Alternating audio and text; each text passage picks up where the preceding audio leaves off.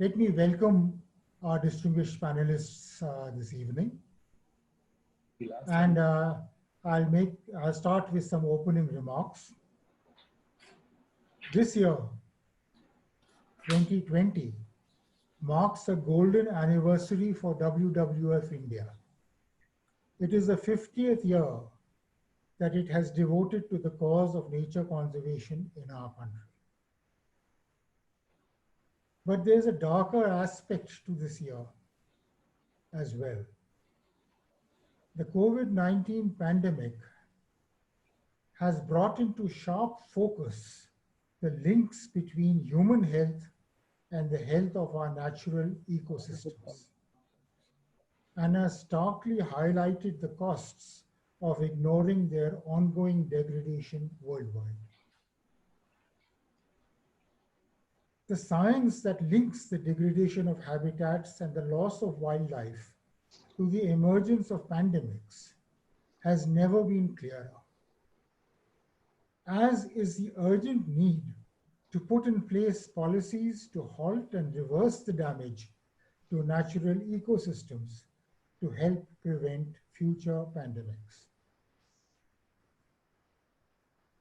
WWF India's webinar series, Nature Matters, marks this golden anniversary and seeks to explore and talk about the future of conservation in India in its many and varied aspects.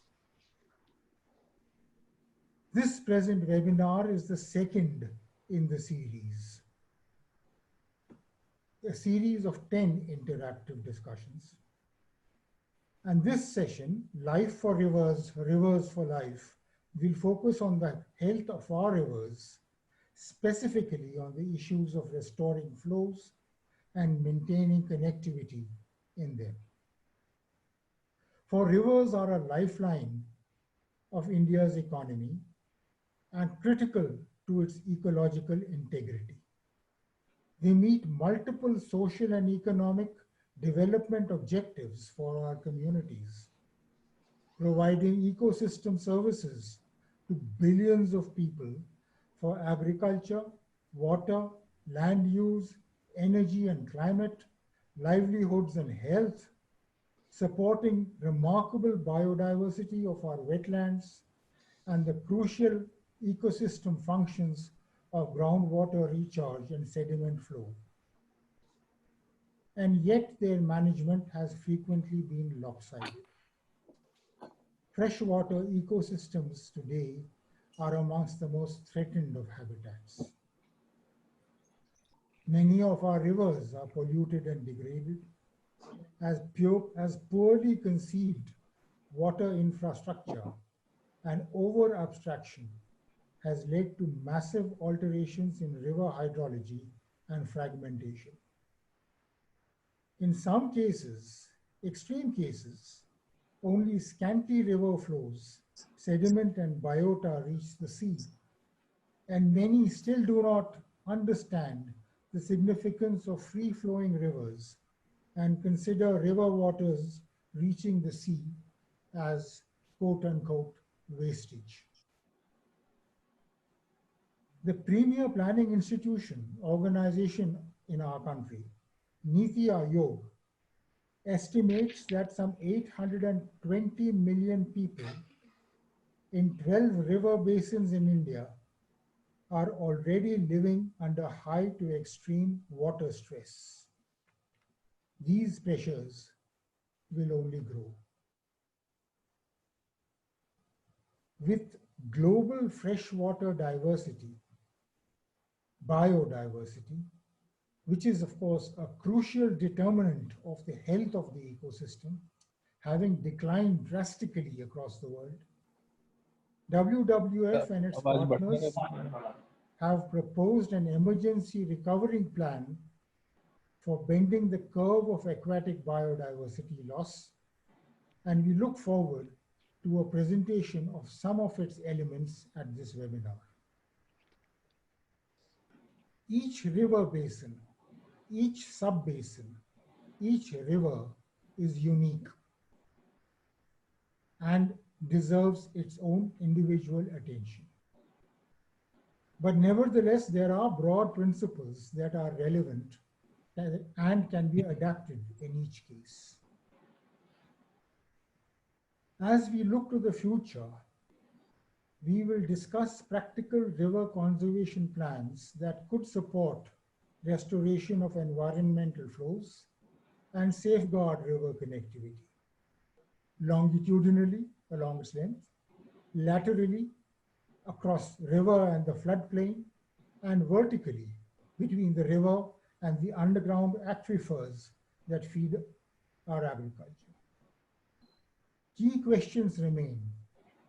How do we design the paradigm shift from a business as usual approach towards a conservation before degradation for rivers? And how do we blur the constructed political separateness, and I use the word constructed political separateness, of our many competing demands that are placed on our life streams? I call them constructed because, in my own view, they are not separate. They are not separate issues. They combine to form a whole, which is something that we need to identify and take forward. Let me stop here and briefly introduce our distinguished panelists for the audience. Mr. Rajiv Ranjan Mishra, IAS 1987, engineering graduate from IIT Kanpur and presently Director General, National Mission for the Clean Ganga, Ministry of Jal Shakti, Government of India, has been spearheading the Namami Gange, an ambitious integrated mission for rejuvenation of the Ganga and its tributaries. He was instrumental in developing a comprehensive set of interventions and models for river rejuvenation in India. And he is also in charge of the National River Conservation Directorate. Mr. Himanshu Thakur, Coordinator, South Asian Network on Dams, Rivers and People, is also an engineer from IIT Mumbai. Himanshu has been associated with the water and environment sector for over 25 years, with the World Commission on Dams, with the Narmada Bachao Andolan, and with the Center for Science and Environment. Dr. Vinod Tare, founding head, Center for Ganga River Basin Management and Studies at IIT Kanpur, established by the Ministry of Jal Shakti, Government of India, led the consortia of 7 IITs that prepared the Ganga River Basin Management Plan and has published several studies on environmental flows and their criticality to riverine health. Dr. Jeff Opperman, Global Freshwater Scientist, WWF, works across the WWF network and with its external partners to direct research that can strengthen conservation strategies and to integrate science into freshwater programs and projects. Jeff's current research is focused on integrating energy planning, river basin planning, to identify development options that can achieve low carbon power systems while maintaining free-flowing rivers. Now, to set the context for the webinar, I will now request Dr. Jeff Opperman to present the main elements of his important study, an emergency recovery plan for freshwater systems. Could I request, Jeff, that we keep your presentation to about 15 minutes? Thank you. Over to you. Great, thank you very much. Um, it's an honor to be here. I would say congratulations to WWF India on this 50th anniversary. And I really appreciated those opening remarks for setting the scene and talking about the value of rivers. And just confirming that you can see my title slide. Yes, indeed. Great. Okay. So the backdrop for this is that populations of freshwater species have declined dramatically since 1970. This is a figure from WWF's Living Planet report from 2018, which shows that populations of freshwater species have declined by about 83% since 1970. This is about twice as much decline as has happened with terrestrial or marine species. So freshwater species are in more trouble and have declined more than these other species. And I'll just say that the next Living Planet report is coming out in just a few weeks. One of the main reasons for this decline in freshwater populations is the loss of habitat. And with the loss of rivers being prominent among that. In 2019, a group led by WWF, led by WWF US scientist Michelle Team, developed the first definition of a free-flowing river and then mapped it globally. This is that map. It came out in the journal Nature in 2019. And what this shows, and you're looking at in blue are the rivers, the long rivers of the world that remain free-flowing, and only 1/3 of them do. If we look across the United States, across Europe, in India and China, we can see that most of the rivers are red, which means they are no longer free-flowing. The rivers in blue are free-flowing, and the rivers in green are not officially free-flowing based on the criteria, but are still considered to have good connectivity status. And this effort looked at various aspects of connected rivers, the flow regime, the connectivity up and downstream, and the connectivity side to side from the river to the floodplain. Looking at all those different aspects of connectivity, the rivers in blue are the ones that are still free flowing. Only 1/3 of the world's long rivers remain free flowing. And the biggest reason for rivers no longer being free flowing is because of dams that have been constructed around the world. And this is just, that was the global map. This is to show you a downscale. So looking at higher resolution data for the free flowing rivers in Uttarakhand in India. So this is the upper Ganga rivers. And of the 25 long rivers in this map, 6 remain free flowing.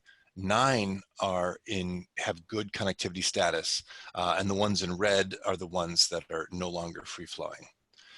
But beyond biodiversity, why do we care about free flowing rivers? Well, free flowing rivers are critical for supporting freshwater fish, and freshwater fish harvests provide the primary source of protein for over 200 million people worldwide. Free-flowing rivers also deliver the sediment that is needed to maintain the great river deltas of the world.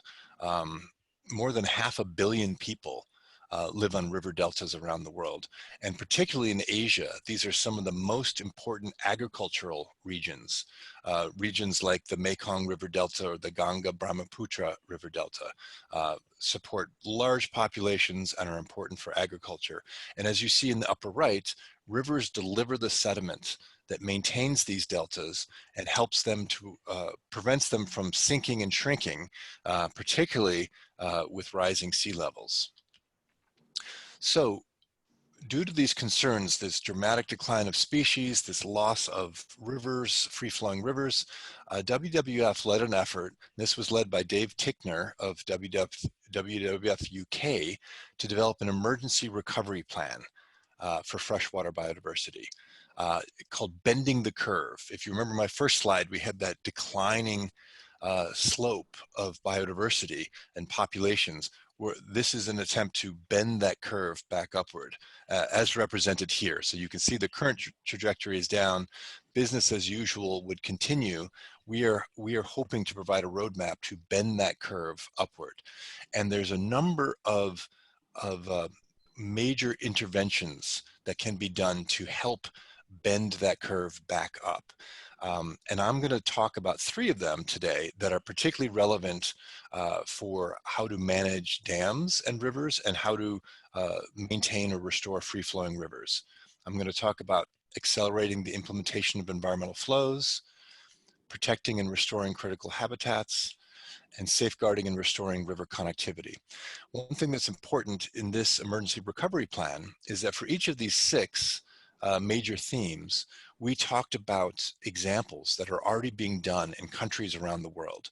So while it's still a big, great challenge to actually put these in place, these aren't theoretical. They are being actually put in place and implemented in different parts of the world.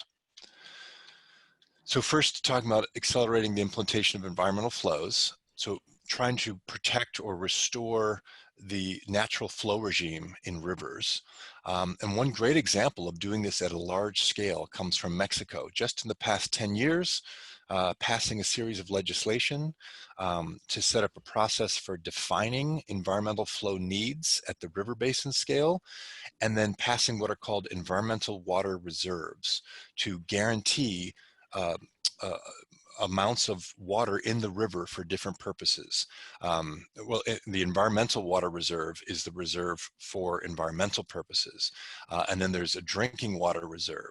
So river basins in Mexico will be defined by amounts of water on a monthly basis that are needed to maintain access to drinking water and that are also needed to maintain the environment of the river. That's the environmental water reserve. In 2013, 189 reserves were established. That's the dark blue. And then in 2018, 300 more river basins were established with environmental water reserves. That's the light blue.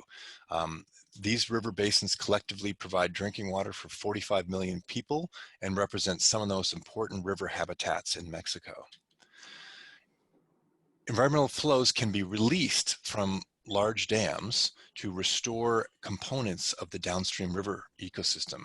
What we're looking at here is the world's largest dam, Three Gorges Dam on the Yangtze River in China. And that is the world's largest dam in terms of hydropower capacity. It also had a major impact on the ecology of the Yangtze River and the species there. And one thing that it did is it changed it greatly reduced the spring flood pulse, a rising of water in the spring that traditionally served as the migration cue, the signal for 4 species of carp to begin to migrate and to begin to spawn. Their physiology is such that they spawn as the river rises, because the river rises into the floodplains and wetlands, and that is preferred spawning areas and areas that will be good for juvenile fish. And as you can see with the figure, before Three Gorges Dam, surveys were catching between 2 and 4 billion carp eggs and larval fish. And when the dam closed in 2003, the effect was fairly immediate. With the loss of that spring flood pulse, there was much less spawning. So therefore, the surveys were finding much fewer carp eggs and larvae. So the Nature Conservancy and WWF and other entities began working with the government and management of the dam and developed a plan to release environmental flows and to recreate that spring rise. So here you can see flow coming from the Three Gorges Dam, and 2 of those years where there was, the orange represents the outflow of the dam. And so the blue is the inflow and the orange is the outflow. And what happened is in these years, at the right time when scientists would determine that it was an appropriate time for spawning, they would bump up the flow. They would increase the flow quite quickly over the course of a few days to provide that signal that the river was rising. And what has happened is that beginning in 2011 is when this environmental flow program began. There has been an increase. Now, this has not been fully studied for all the different factors that could be going on here. So I'm not saying that this is conclusive evidence here, but what we are seeing is there has been an improvement in the number of carp larvae and eggs that are being sampled, including 2 of the highest years that have happened since the dam has gone in. So there appears to be some evidence that this release of flow is having a benefit for the carp reproduction. I'll now focus on protecting and restoring critical habitats. This is important because rivers have generally had far less protection than terrestrial. We focus a lot on the national parks around the world and how they're managed, but rivers in general have received far less protection. There are very few river-specific designations for protection. One of the very few in the world is here where I am in the United States, the Wild and Scenic Rivers Act, which was passed about 50 years ago. It still protects a relatively small proportion of rivers in the United States, but it protects rivers such as the iconic Yellowstone River. It ensures that these rivers remain free-flowing. There's a lot more room to be done around the world to develop the kinds of durable protection mechanisms that can protect rivers. And finally, I'll talk about ways to safeguard and restore river connectivity. I began the talk by talking about free-flowing rivers and those different elements of connectivity, the longitudinal, meaning up and down the channel network, and the lateral connectivity, meaning river to floodplain.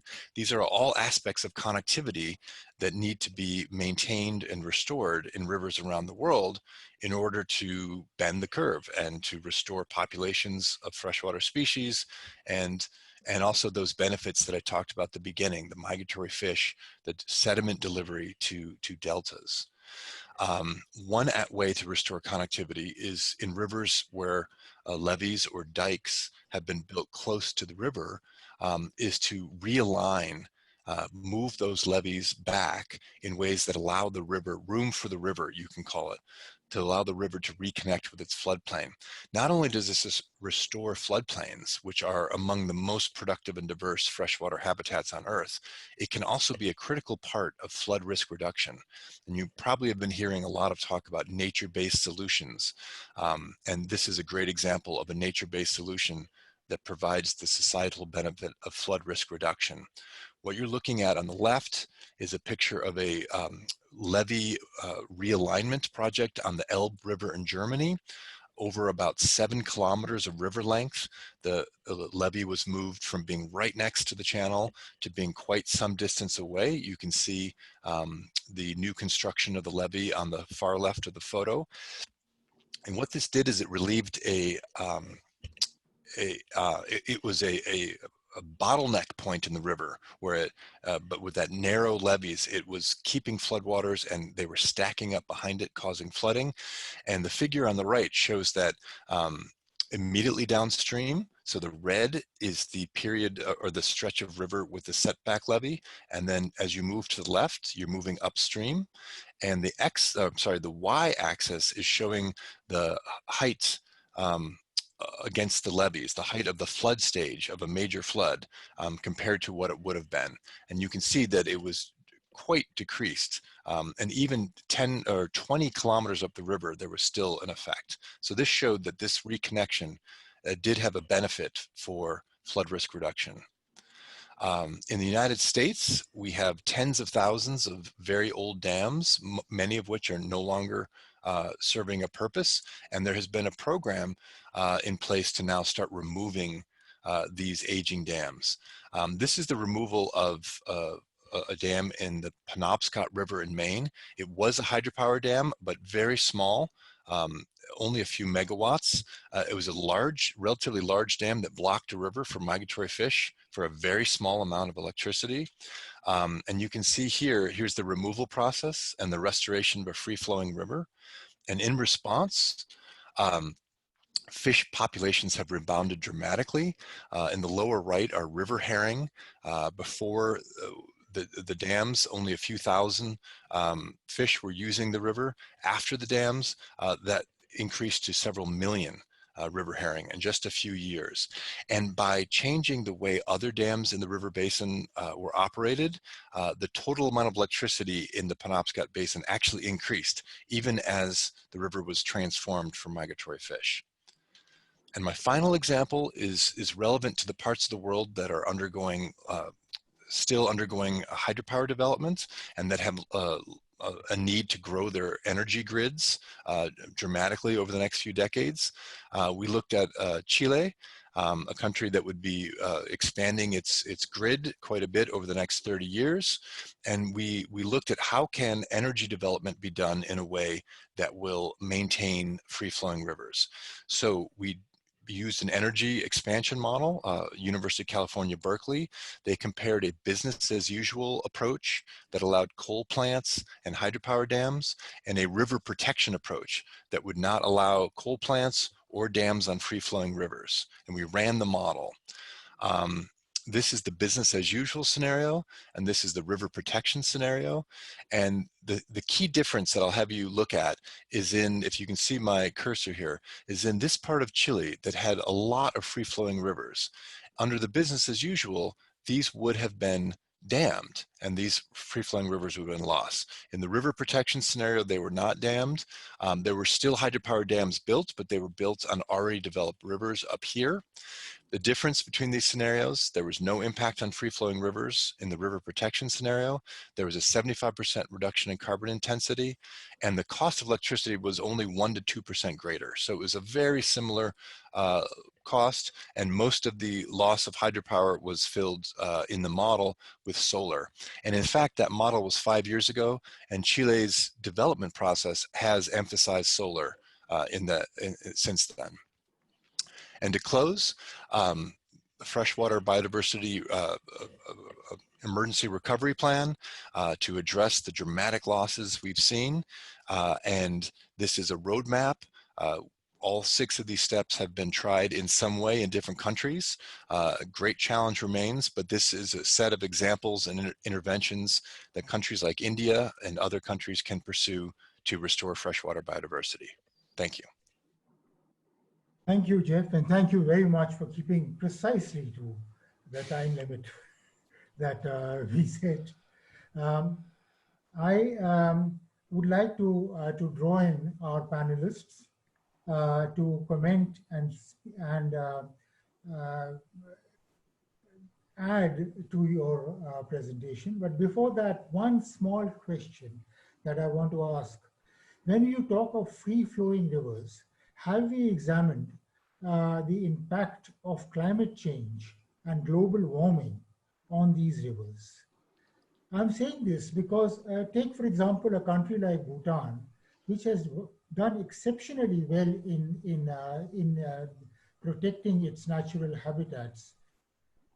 And one argument that they put forward is, look, we have been very restrained in damming our rivers. We have largely looked at run-of-the-river projects, but with glaciers retreating and global warming, does it not make sense to have storage schemes on our rivers? If you have a quick response to that, and then I will just continue with the first round of reactions from our panel. Yeah, so I realize that the Himalayas are probably the absolute best example of this challenge, right? Globally is the challenge of the loss of glaciers and the relationship of glaciers melt to river flows. I don't have a specific, I don't have a general recommendation for that, other than one of the things that WWF generally talks about when we talk about infrastructure and rivers is the need to take system scale approaches for planning and looking at trade-offs and options. And it may be that storage emerges, that there are times and places where storage is needed, and it may be that there's other ways to accomplish those objectives, or if storage is required, the kind of planning can be done to try to protect the most important rivers, and you know, using strategic planning to make those kind of decisions. Thank you very much, Jeff.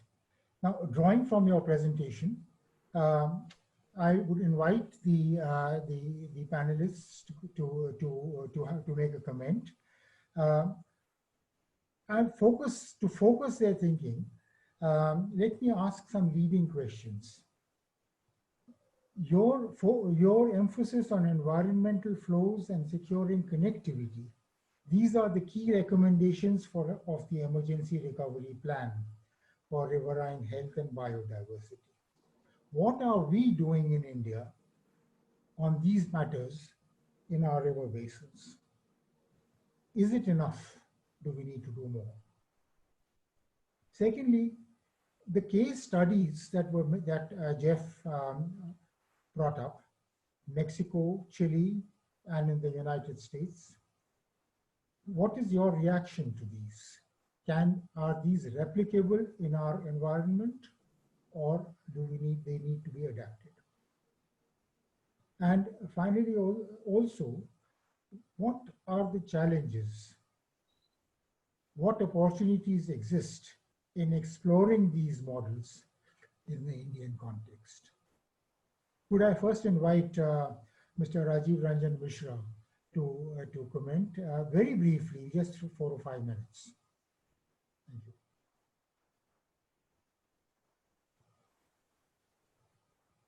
Okay.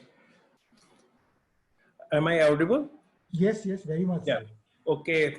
Thank you, sir. I think I must thank WWF and Jeff in particular for a really very nice and very quick presentation highlighting the key issues, and the questions which you have put for us to deliberate are also very pertinent. This becomes really very important in the present time, as you have told, because this is perhaps the time where perhaps people are more sensitive and there is much more discourse about biodiversity than on earlier days. When we look at river rejuvenation, I mean, let me tell you, work has started for last few years in right earnest about river rejuvenation. We have still a long way to go, but I will very quickly like to tell you and highlight some of the initiatives which have come.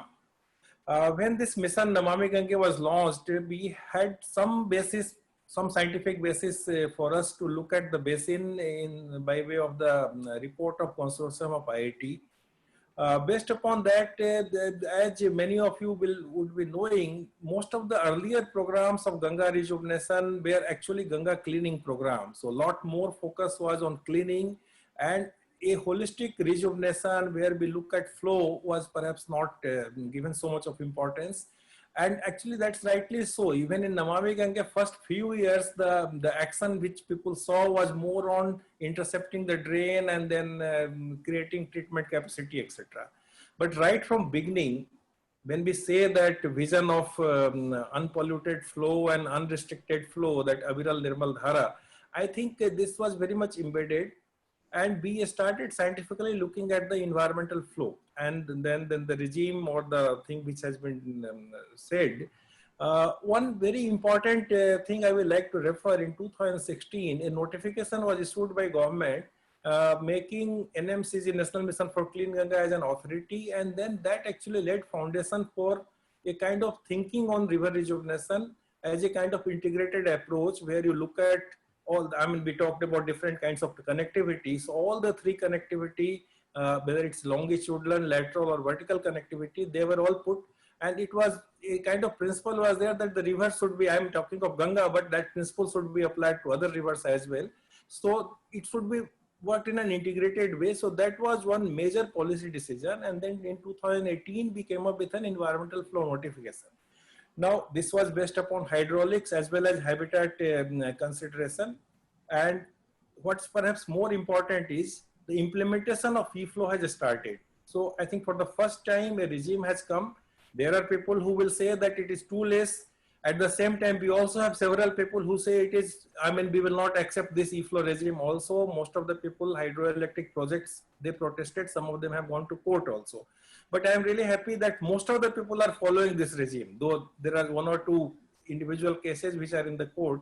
But at least for the first time officially, we have accepted the right of the river over its own water, which was not, I mean, I have worked in a state, I have worked as irrigation secretary, and I know the kind of mindset which is there. We want to utilize every drop of the river. It's just a source of water for most of the people, which is a very unfortunate thing.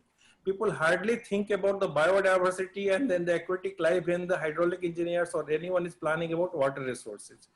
So I think that came up in our notification, and then we also started looking at other rivers, Ram Ganga and some of the other rivers where it should be done. In UP, with the help of UP water regulator, we are trying to develop a kind of framework for some of the other rivers environmental flow. As I told you, we have a long way to go. In this time, there is also some framework coming up from some of the judgments of National Green Tribunal, which is actually telling other states, other than Ganga Basin states, also to look at these framework. And then we have been trying to spearhead those issues also. For Yamuna, we have also tried to develop, determine environmental flow with the help of National Institute of Hydrology. So I think there are several things about environmental flow, and then we, as I told you, we have a long way to go, and a lot of international experience will be helpful for us.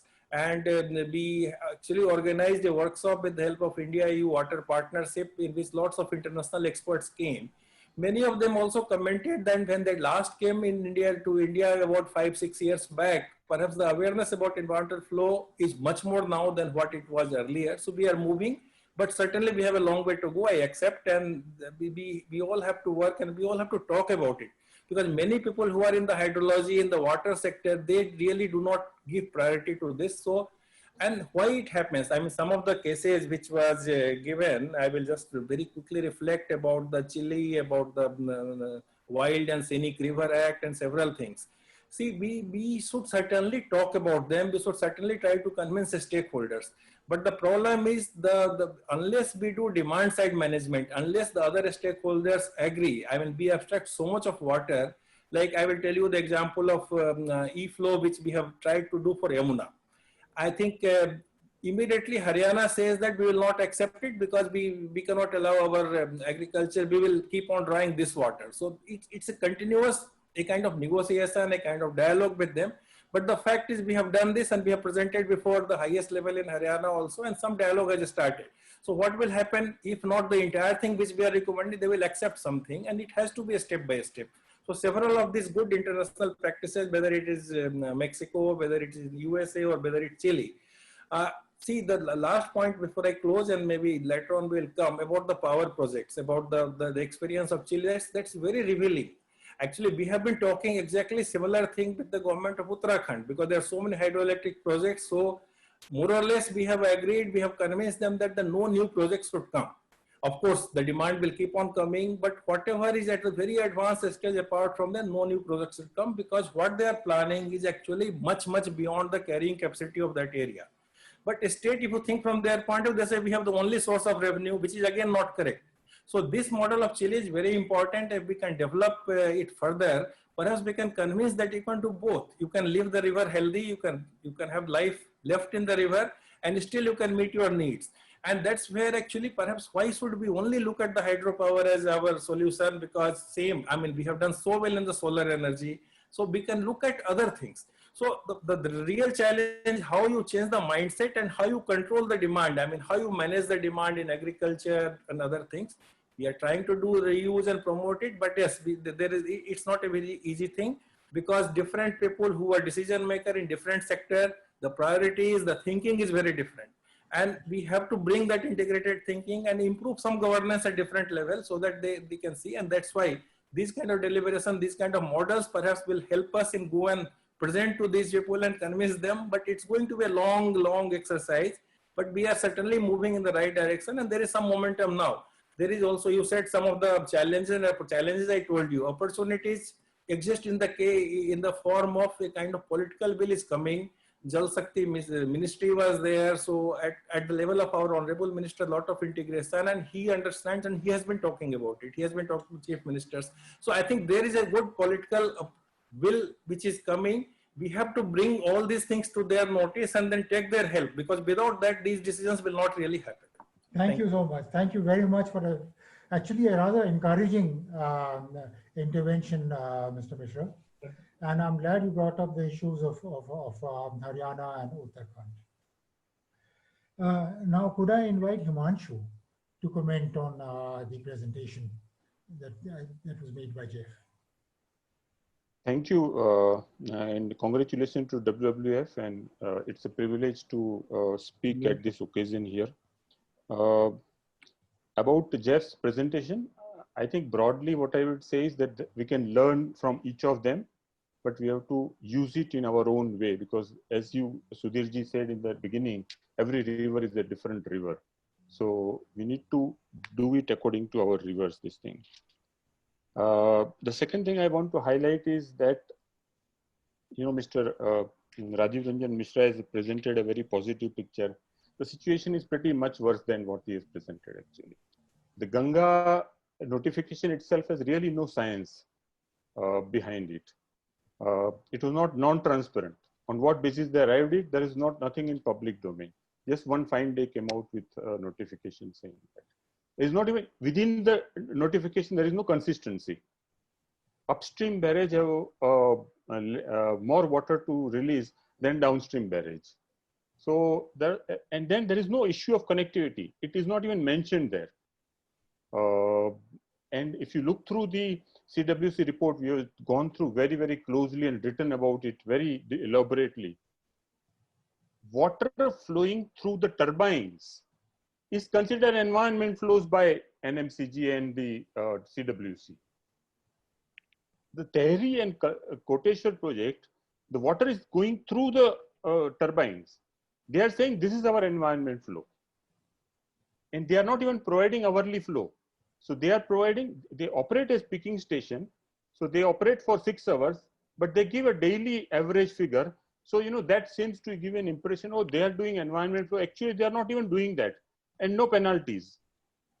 Both Tehri and Koteshwar, all the projects were supposed to have online automatic system in place. In 6 months, there's a legal notification saying none of them is providing that, even according to the latest available report. And both Tehri and Koteshwar have that system in place, but they are still not providing that data. Instead, they are providing daily averages. I mean, I can go on and on. So there is very serious problem in the way both the notification is formulated and it's implemented. And of course, the definition of Ganga is just a small stretch of it, no tributaries and so on. And look at the quality of CWC report. It doesn't even know how many states are in Ganga Basin.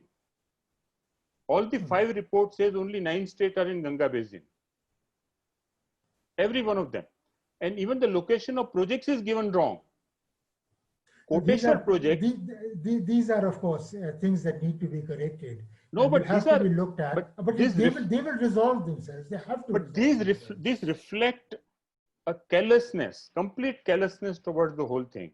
I mean, the CWC is the highest body, and we would have expected NMCG to ask them to correct it.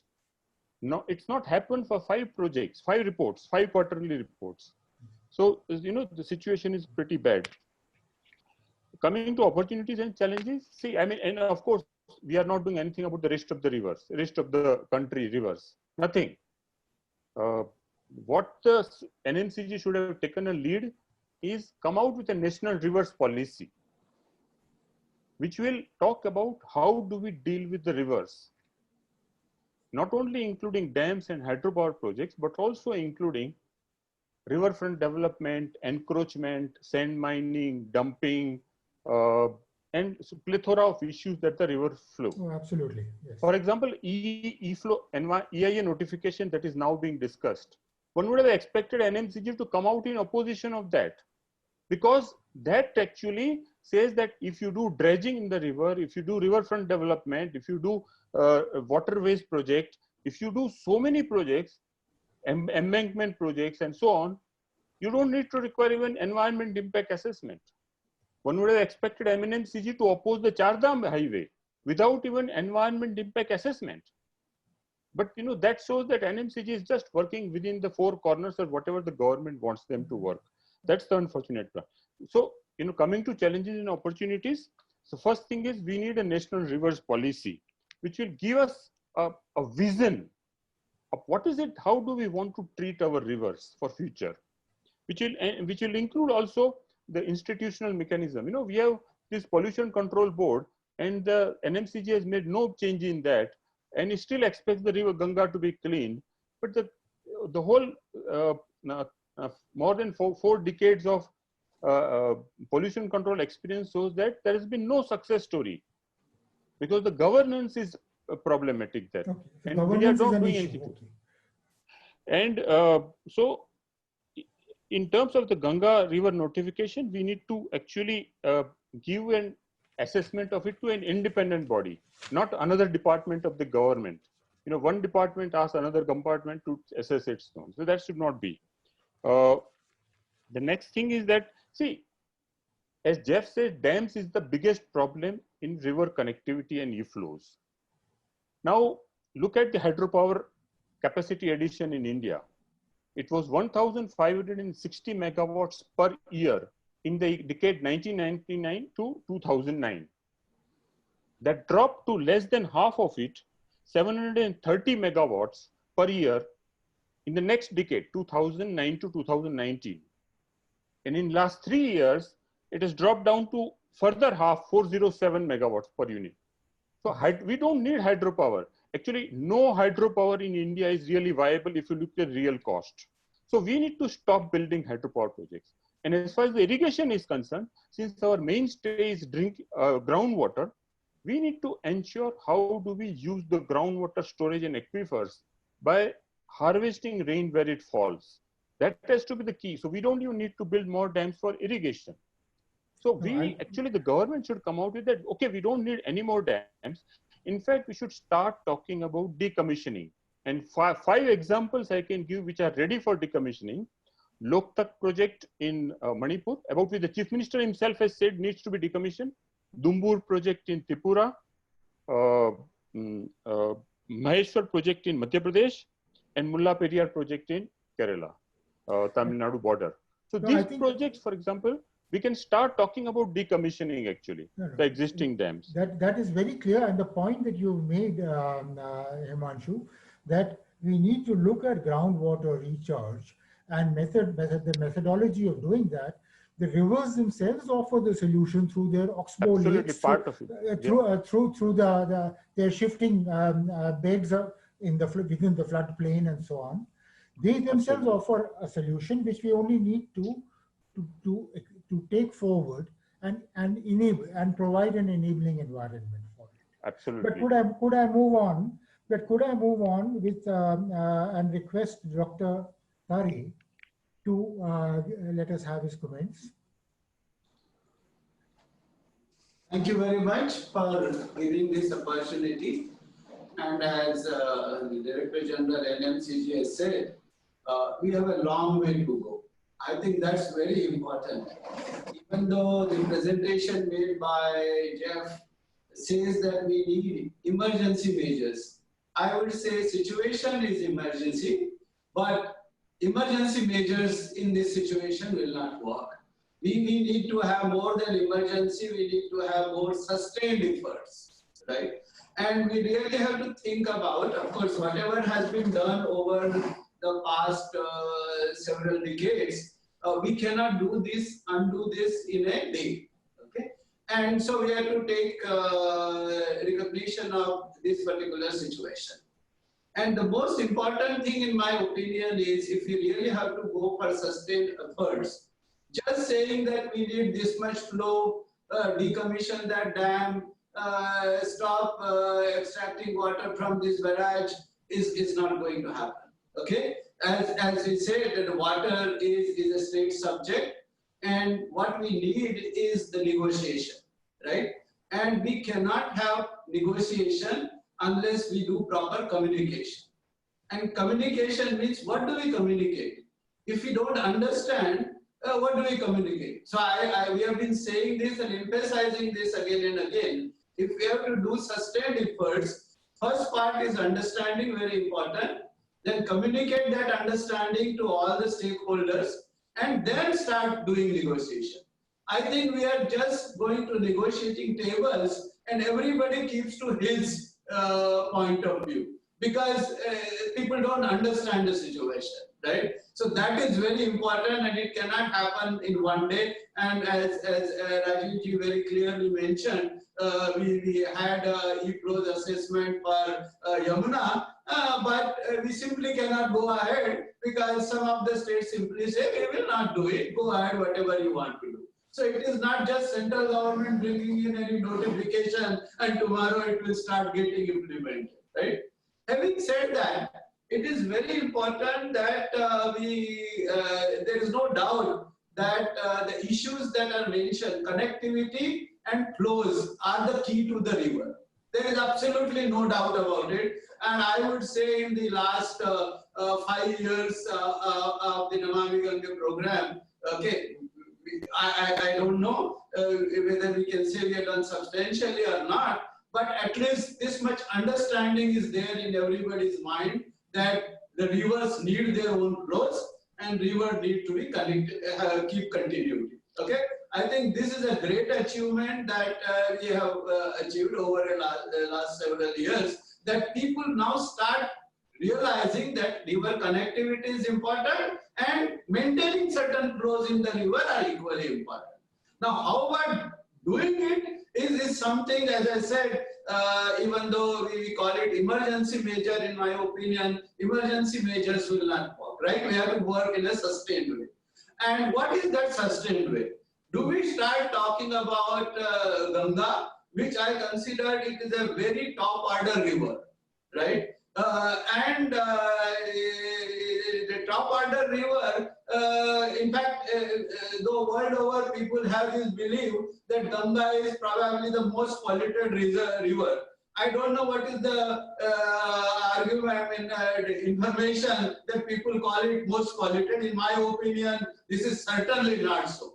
If you look at overall river length, okay, out of 2,500 kilometers or so, I would just say 10% of the river may be in critical places, but rest of the river still has lot of biodiversity activity and going on. So we should not give this impression that the Ganga is the most polluted kind of thing. Now, whatever is the situation, how do we improve it, right? Now, many of the problems of the connectivity that are there in the Ganga, of course, dams and barrages are one of the things, and over a period of time we will have to evolve how do we get out of that situation, no doubt about it, okay? But it is important to start working with low order rivers, right? And many of the freshwater biodiversity is actually comes from the low order rivers, okay? That is, like for example, if you look at the threat to golden marshal is there in Ganga, it is because the connectivity of the river where these fishes breed has been lost, okay? Now we talk about Terry Dam, but Terry is not really reason. A small Pashulok barrage, okay, and in between Rishikesh and Haridwar, whatever is the situation, right? That has caused that. So that small benefit is a big problem that we have. So I think we have to look at these kind of small issues and start talking to people that this is the moment we say, yes, this is what we will recover. Now today, if I accept the argument that we need environmental flows, now even if we release environmental flows from Terry, even if we release environmental from the Proteshwar, or for that matter, even from Haridwar barrage that we have, are we going to get benefit out of it? So just releasing the flow, because connectivity is another important thing. And then without maintaining connectivity, if we just release flow, we will lose on whatever gains that we have right now in terms of power, whatever little, though I am not saying that that is the way that it should be. But connectivity is important. So connectivity and flow have to go together. And the first thing that I would like to suggest it is very important to go for proper assessment of environmental flow. And we should keep it in mind, assessment is different than implementation. And in my opinion, assessment is a purely scientific process. Implementation, of course, is a very complicated process where we need negotiation, involvement of stakeholders.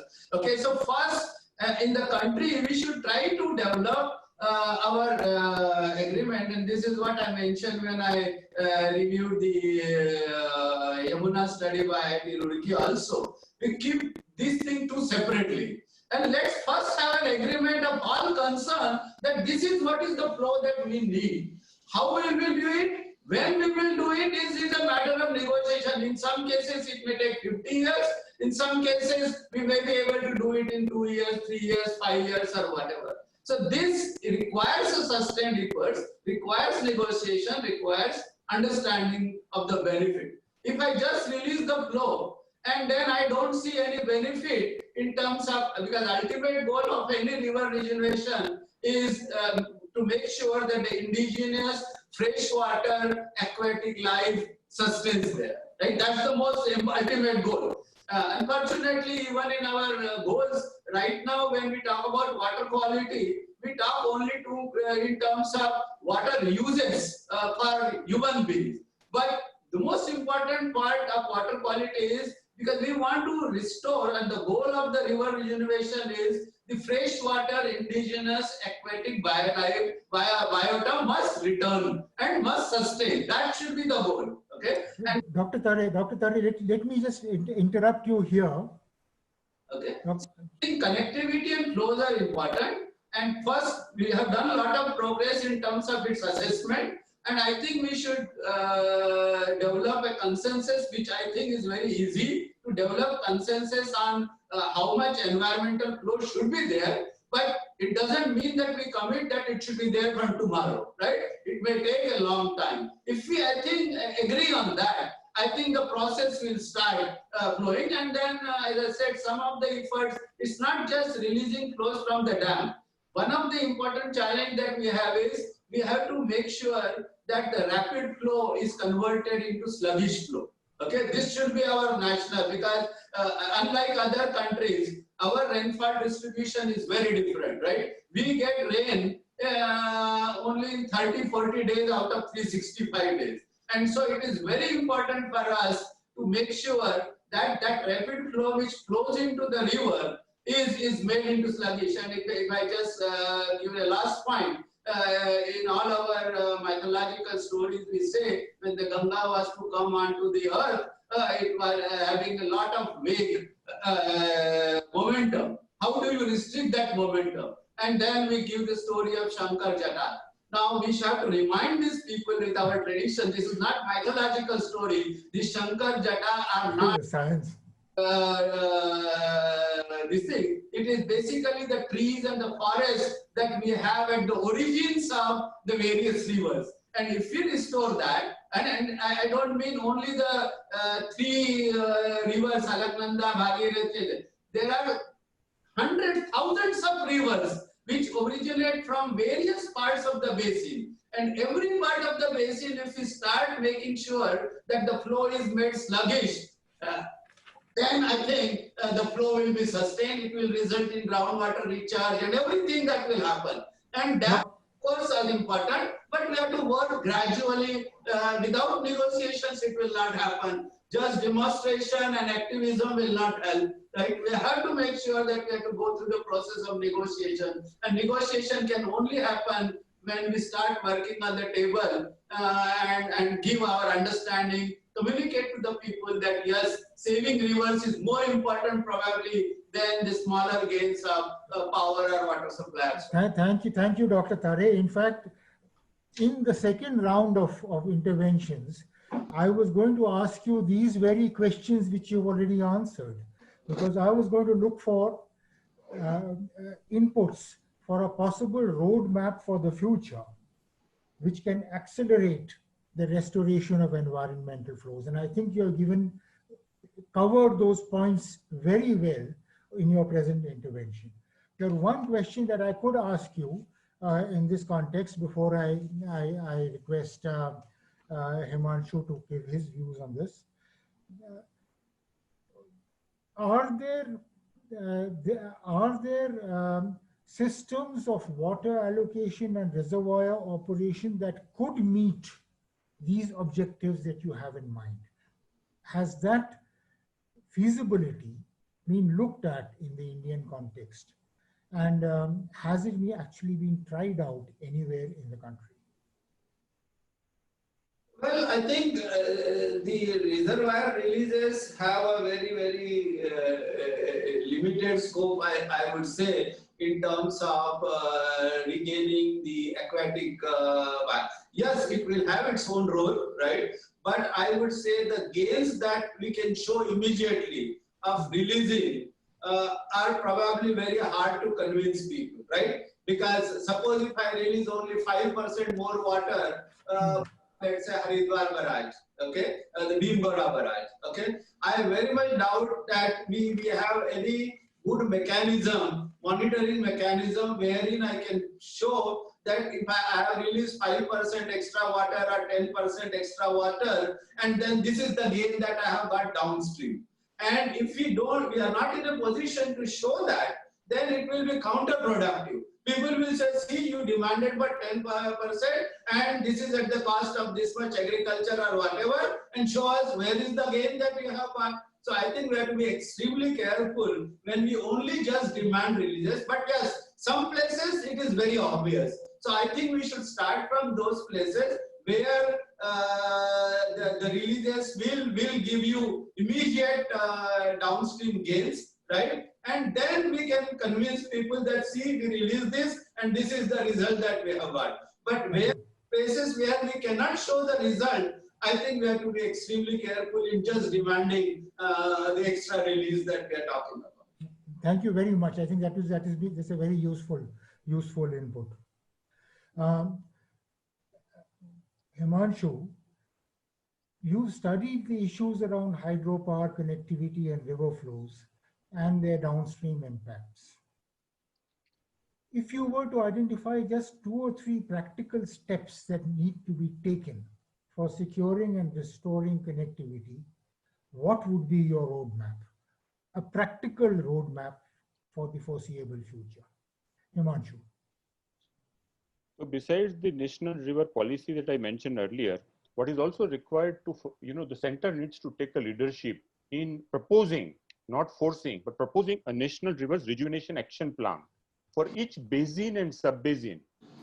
And whichever state is ready to, participate in that, then the center should take up such a plan with them, in which there will be all these components of e-flows and connectivity and biodiversity and all the things can be. And first assessment can be there, and then what steps are possible that can be there. The second thing I want to highlight is that, we have so many interventions happening all over, and all major interventions in any river basin will have a hydrological impact. But we are not even assessing what is the hydrological impact assessment. We are not doing hydrological impact assessment of any major intervention. How that intervention is going to change the river flow downstream, both in terms of the quality, biodiversity, and the flow pattern. So this is very important, I feel. And, for example, we are doing deforestation, so many places. We just propose deforestation. There is never an hydrological impact assessment for the downstream area. And lastly, a very specific example, that in Ganga Basin itself, for example, there is a Band Sagar project on Son River Basin.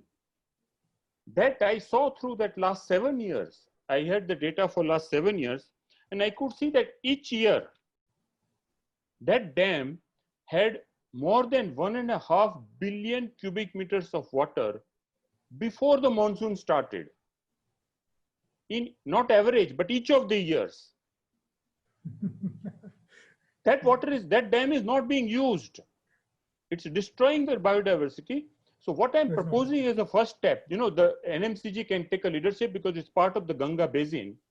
That let us release, say, 36 cumex, like what NMCG is releasing at barrages. release 36, if you release 36 cumex from Bansagar into the river downstream for 9 months, non-monsoon months, it will require about 840 million cubic meters of water, which is about half of the storage that was available even before the monsoon in each of the last 7 years. This is just one example. If there is a will and a wish in the powers that be, then there can be many more examples can be given. But this is just an illustration. I'm giving an example. There are more such examples are possible. No, thank you very much. And I can also cite examples where river infrastructure in the form of barrages or dams has actually contributed to biodiversity, may not be river biodiversity, because that aspect will have to be looked at. And the Haidarpur barrage near Bijnor, for example, is now a major wetland site in UP, or the Pong Dam, for example. Periyar National Park is a dammed reservoir. But that's another matter that's taking that in a different direction. Jeff, could I come to you? You proposed this emergency recovery plan for freshwater biodiversity, and you cited several examples. Are there lessons that India needs to learn from other countries about how they succeeded in overcoming the obstacles that may have been faced? What were these obstacles faced, for example, in Chile or in Mexico, where conditions could not have been very dissimilar to what they are in India? A couple lessons I think that would be relevant. So in Chile, I was talking about a model of modeling the future energy expansion. But what happened in Chile, and I think that model was done in about 2015. So we've now had 5 years since that model was done. And without even changing policy, what happened is they were opening up the energy auctions to any form of electricity, and solar has been winning all the auctions. So they didn't pass a policy that said no more hydropower, or they didn't pass a policy that said we have to do solar. They simply let the auctions determine who the winning bids would be. And I think this was referenced by a few of the panelists here, that the cost of solar has dropped so dramatically that it provides that it's often now the cheapest source of new electricity. Now, of course, it's intermittent. It's not dispatchable, and so it needs to be brought into a grid in ways that it can be managed and balanced. But this is where the country like Chile already had a fair amount of existing hydropower, and that hydropower could reoperate to help bring the solar on. And so I imagine that's a lesson there in terms of going with the lowest cost source and finding ways to operate the overall system to allow more intermittent energy to come in. Other speakers that I heard, I think, were also referencing some of these lessons from other places or insights that are needed. I mean, particularly the need for just good monitoring and information. It's very hard to manage rivers and flows if it's not understood, if it's not well known what the actual flows are. I heard people talking about how assessment is very different from implementation, and that is very true. Much of the world had great enthusiasm for environmental flows for a long time in the really the first decade of this century, but it was mostly a scientific and assessment process, and so there were environmental flow assessments being done all around the world. And then when people took a step back and said, let's look at implementation, implementation had lagged far behind. WWF has gone through some efforts to chronicle and document the places where implementation is being successful. There was a report a couple of years ago called Listen to the River that documented several examples of successful implementation. And I also heard some people talking about issues that are relevant to that. I mean, one of the ways that implementation happens is when you move from just having a recommendation, an e-flow recommendation, this river needs to have this much flow, and you begin to look not just at maybe a piece of infrastructure in the river, but you look at the overall system. You look at who's using the water and when. You have good information, and you use that to enter into a negotiation. And I think also the recognition that while you might have a very scientifically defined environmental flow assessment, when it comes to implementation, I think there has to be a realization that that is going to become something of a negotiation. It's not going to be based strictly on scientific principles. It's going to be informed by scientific principles and go into a negotiation and look for solutions at broader scales, at the whole irrigation system, or integrating groundwater. Can groundwater recharge be integrated in a way that it liberates some storage in a reservoir that then can be used for e-flows at different times of the year? Thank you, Jeff. Thank you very much. May I come to you, Mr. Mishra?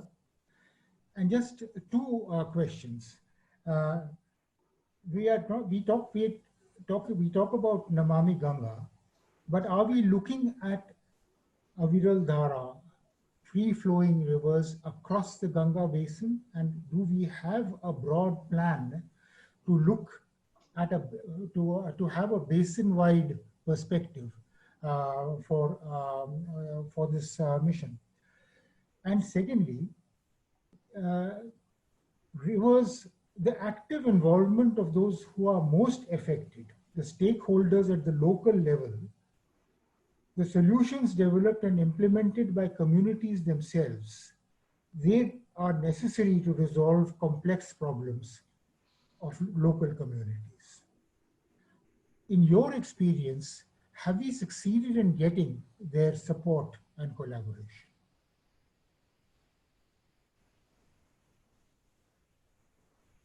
Thank you.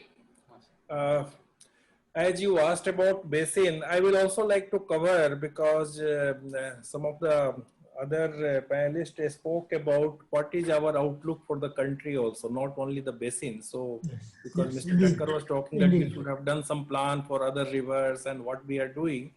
I'm quite very happy to know about some of the work which is happening. And of course, nothing is perfect, I agree. And anyway, he will say nothing is happening also. He has his own right to say that. But let me tell you, two things. One, as you told about connectivity and e-flow, I will not get into that because a lot of discussion has happened. See, there are two notifications. He is talking about e-flow notification. I am talking about that, and I'm also talking about our NMCG notification, which actually talked about these connectivity, lateral, longitudinal, and vertical connectivity. So what we have started doing, we have tried to look at wetland as one of the major strategy to be rejuvenated, and which will also actually bring that kind of lateral connectivity as well as vertical connectivity. Floodplain wetlands are very important. I mean, he said about nothing. We have talked in the e-flow notification about floodplain, but there is a lot about floodplain in other notifications and also demarcation of floodplain. I think I'm happy to tell you about floodplain demarcation in Uttarakhand and UP. I mean, a kind of draft is there. Of course, the state government has to agree. I mean, we cannot unilaterally just bulldoze the state governments that this is your floodplain and all that. It has to be a kind of give and take basis. Anywhere basin management is always with the stakeholder consultation. You cannot, whether you take of Rhine or Danube or anywhere, I think there is a place for negotiation. So that is one thing I will tell you. Another thing which is very important, which we are trying to look at, I mean, first of all, this Namami Ganga is not only for Ganga, it's for the entire basins, all the rivers. So like I told you, we started with Ganga for all the interventions, but we are expanding it to other river for the e-flow assessment or for the wet flow assessment. One thing I did not tell you earlier, biodiversity assessment scientifically is very important. And actually we are working with WWF as well as Wildlife Institute of India, Dehradun, and we have taken a very first we took it for the main stem of Ganga, identified the hot spots. Now we have expanded that project to the entire basin. So they are doing it. Similarly, we did a kind of afforestation plan, scientific plan for the catchment area and all that with the Forest Research Institute. Now Ministry of Environment and Forest is extending it to 10 more rivers in the country. Similarly, for biodiversity, what we did for Ganga, and then we tried, now we have sanctioned a project for next 3 years to the Wildlife Institute for the Ganga Basin, and now National River Conservation Program for other than Ganga Basin. Now that also has come to Ministry of Jal Shakti. It was earlier in MOEF, as was NMCG in MOEF. So now for the biodiversity assessment for 6 more river basins, other than Ganga Basin, we are actually going to start that work, give it to the Wildlife Institute of India. So I think the similar thing will be expanding. It will take time, I agree, it's a long process, but we are actually looking at various things and trying to do. Groundwater is a major cause of concern. We always talk about surface water, but the base flow, groundwater is very important. So aquifer recharge, aquifer mapping, all those things are also very important for all these things. Another very important thing, which is critical and which can be done at the local level, is a small river rejuvenation. Every district we have got a small rivulets. They are much lower order rivers, but we have to rejuvenate them. And then we are, from this year, in Manrega and other schemes at the district level, we have a district Ganga committee we have constituted, and we are trying to revive, we are trying to really make them active, because these things can be done with the synergy at the local level. And then in the last, we talked about the stakeholder thing. As I have been talking right from beginning, it's very important to engage with the stakeholders. Without their support, it will not happen. Why these things are not happening for such a long time? Because the people who are decision makers, they do not feel that people will demand it. So once you see that people will demand clean river, people will demand free flow river, people will demand better lake, people will get better connection with the river and the water body, the decision makers at the local level will also start listening to it. So I think in our other program, we are having Ganga Parade, we are trying to develop community volunteers, several of them through different programs, trying to start dialogue with them. This is yielding result. Of course, I mean, we may create 5,000 volunteers, but the size of this may require to multiply again and again, and you have to go a long way. But that's very important. So that kind of negotiations there, district Ganga committee we have said, where there are lots of people from other departments. So some integration is happening, but unless you engage with the stakeholder, and that's why I think what Mr. Jeff presented, some of these models, some of these things have to be further simplified and presented to the decision makers. The technical people or the experts who have done so much of research, ultimately they may not be deciding things. So you have to actually convince decision maker, and that is where people river connect is very important. I mean, the demand has to come from them, and then they will listen to their constituency. After all, Rhine rejuvenation started only when there was a huge accident and millions of fish were killed. Then suddenly there was a pressure on everyone, and then they created STP, they created all kinds of structure, and then they brought back Solomon.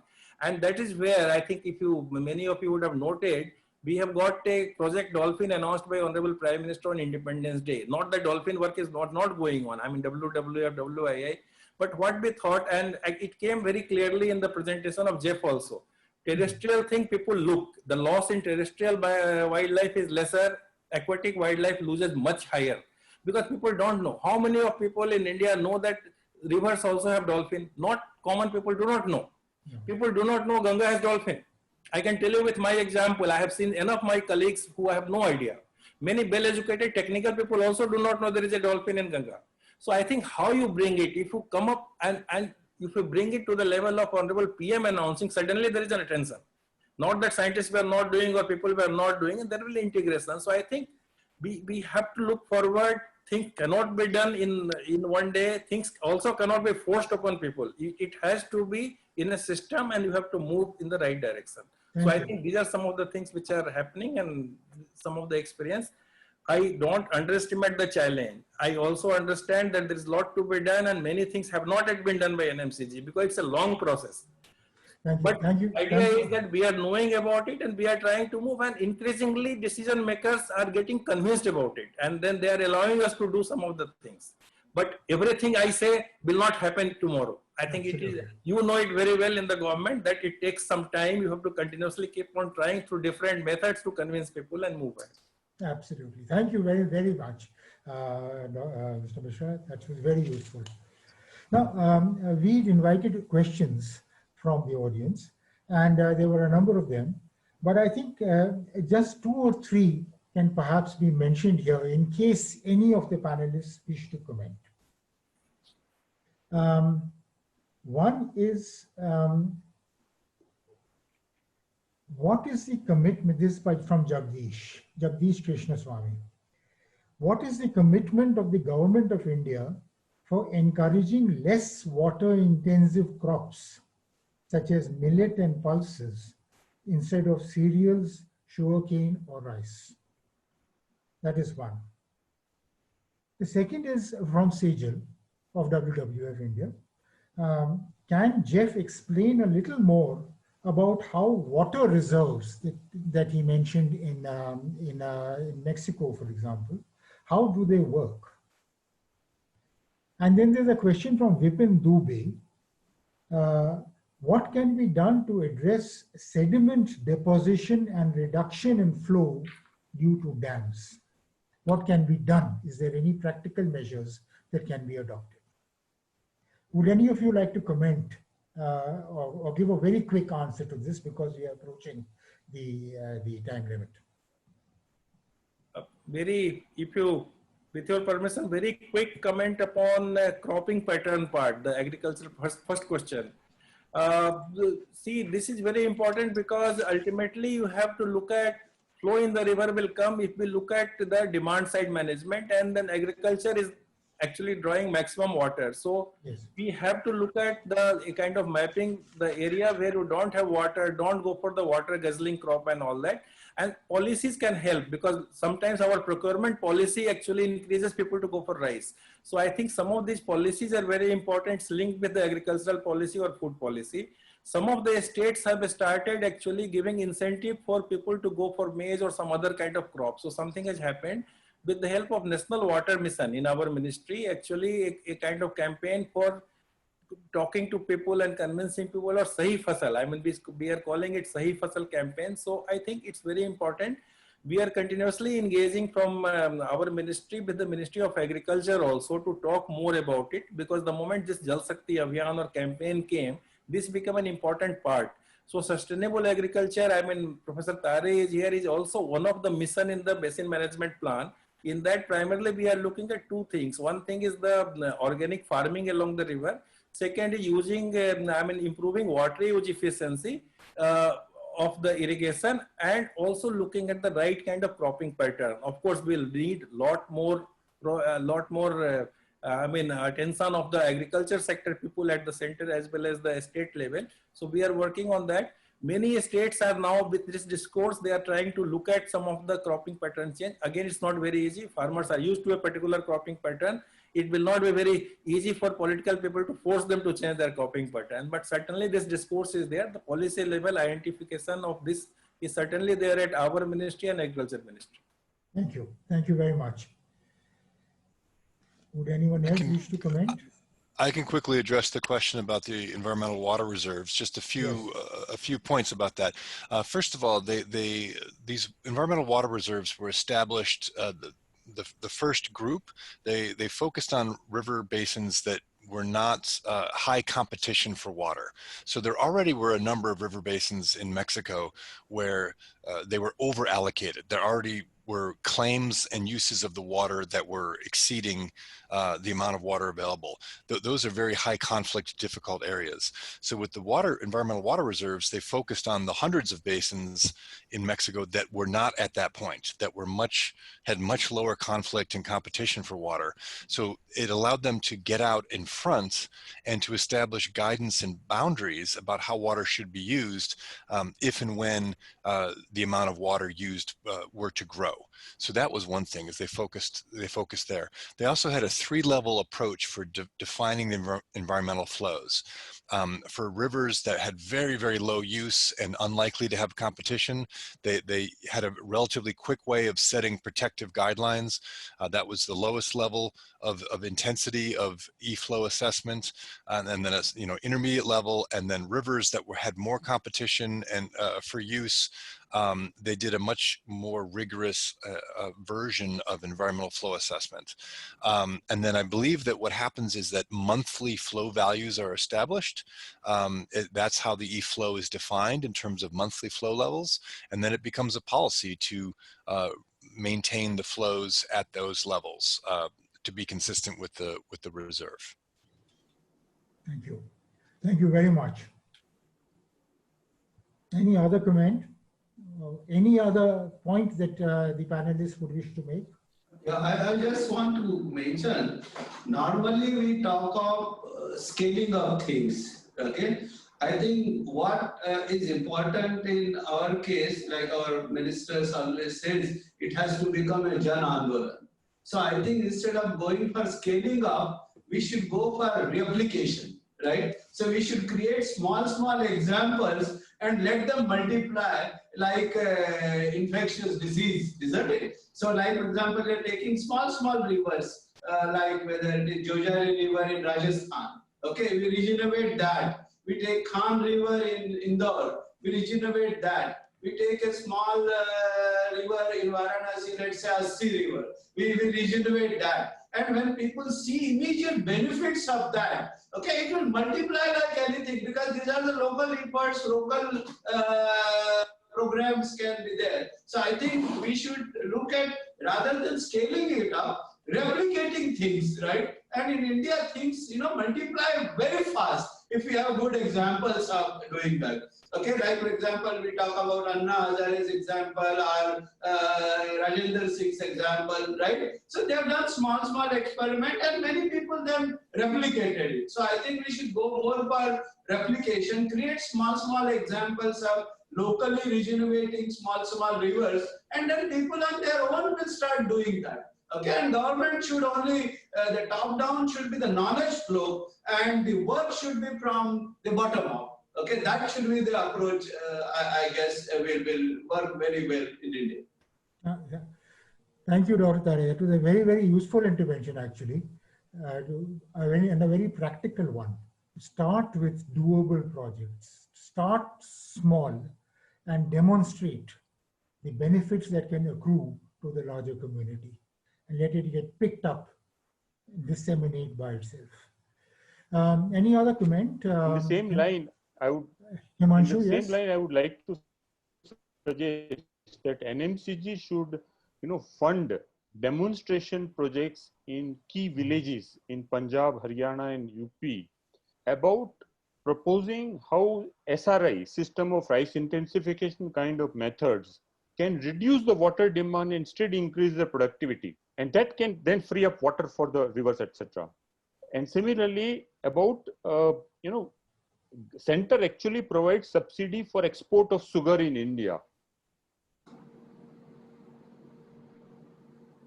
Hello? Line, okay. After this year, we will not subsidize export.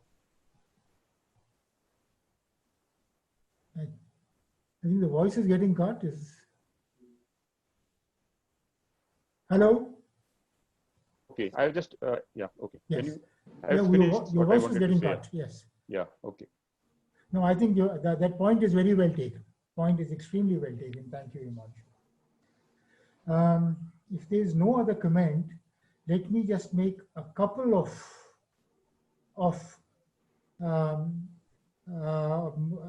closing remarks. I think, first of all, it is clear that there are no quick fixes in this.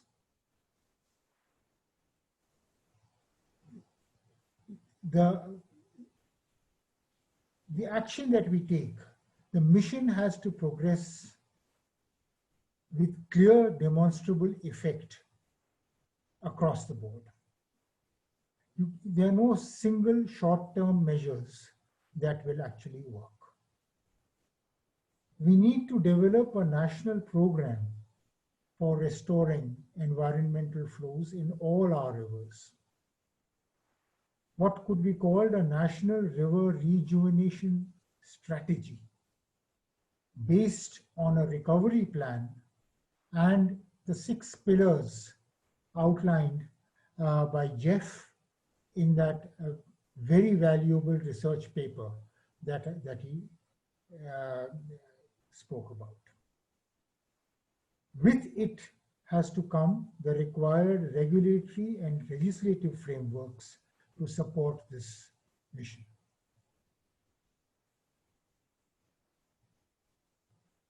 Mapping and protecting the last remaining free-flowing rivers in our country, I think it's not an easy task but I think it is a worthwhile exercise for our experts to take on board.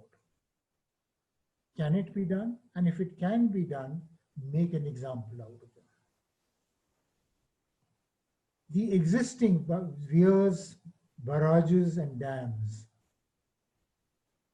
take a relook at their operations. Can they be adjusted, modified to provide this kind of support in connectivity and environmental flows that our rivers so desperately need? Are there processes, are there structures, are there systems to enable and support migration of biota, fish biota, for example, marsair, to cross these barriers in some fashion or the other? Fish ladders have been tried, but they, from what I've heard, they don't work. Are there other systems that are available? I read about some examples in Canada and elsewhere. Perhaps we need to look at them and see whether they can work. Having said all this, I must say that the primary responsibility falls on our national policy makers to develop the right political priorities.